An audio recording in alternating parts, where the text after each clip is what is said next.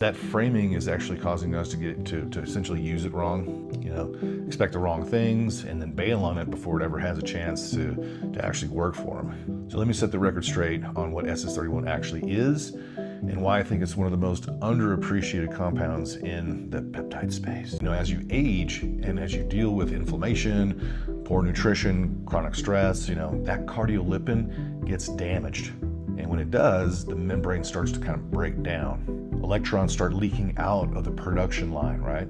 You get less energy output, more waste products, specifically free radicals. It becomes a vicious cycle. This is what actually is happening underneath the surface when a guy over 45 says, I just don't have the energy that I used to. Does that sound familiar? And so here's where SS-31 comes in, and here's where the reframe matters and what I'm trying to get at with this video.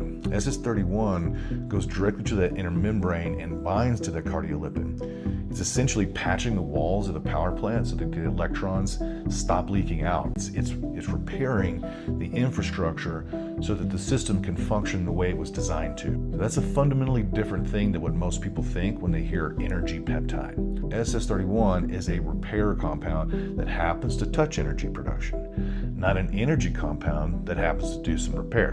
You're not going to feel SS-31 on day one. Period. It's not what it does. And what's happening is a slow structural repair process. Over weeks, oxidative stress comes down. Membrane integrity improves and the mitochondria get more efficient. Not a spike, a baseline shift, better recovery, less of that low-grade fatigue that just sits on you all day long. But you have to give it time. Patience is the entire game with this particular compound.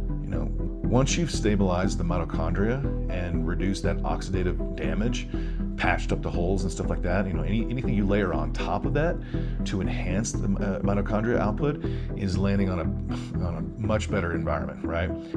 You fix the engine first, now you're optimizing it. Essentially, the bottom line is that SS-31 is the primer, it's not the paint.